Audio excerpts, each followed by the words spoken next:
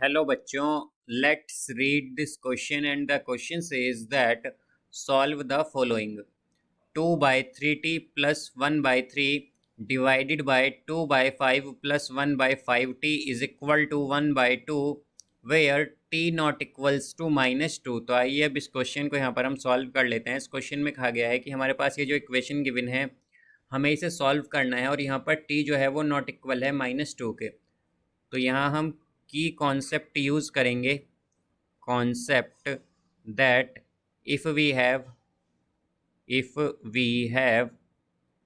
p by q is equal to r by s, then ps is equal to rq।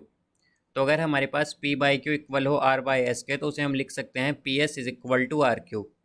तो यहाँ से अगर हम देखें तो ये इक्वेशन भी हमारे पास कुछ इसी फॉर्म में है। तो ये है यहाँ पर 2/3t plus 1/3 whole divided by, फिर यहाँ पर है ये हमारे पास 2/5 plus 1/5t is equal to 1/2।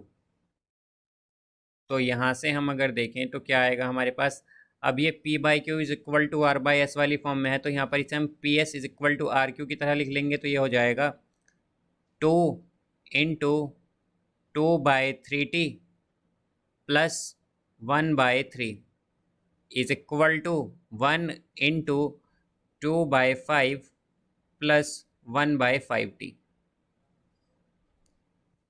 तो यहाँ पर अब हम मल्टीप्लाई करेंगे ब्रैकेट में 2 की, तो ये 2 इंटू 2 क्या हो जाएगा 4, तो ये आएगा 4/3t प्लस 2 इंटू 1 तो ये होगा 2, तो 2/3।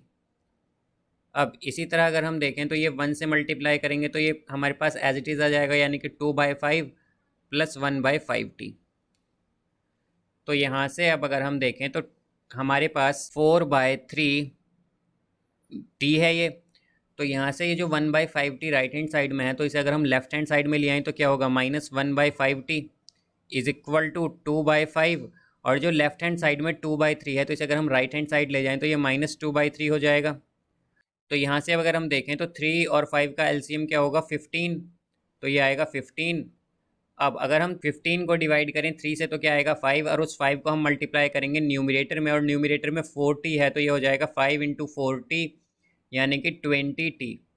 देन माइनस, अब यहाँ पर 15 को अगर हम 5 से डिवाइड करें तो क्या आएगा 3, और 3 को 1t से मल्टीप्लाई करेंगे या t से मल्टीप्लाई करेंगे तो ये आएगा 3t।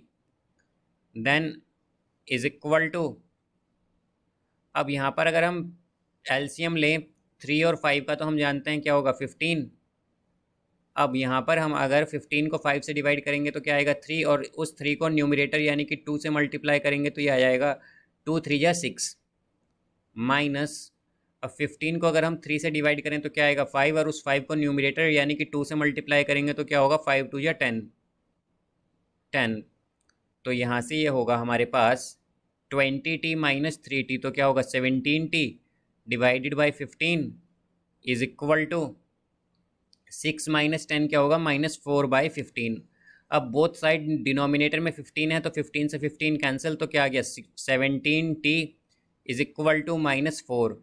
तो हमारे पास t की वैल्यू आई है -4/17, और यही हमें बताना था कि इसका आंसर क्या होगा, तो यहाँ पर या फिर इसका सॉल्यूशन क्या होगा। तो यहाँ पर क्या आया है हमारे पास t is equal to -4/17। So I hope you understood it well. Best of luck. Thank you.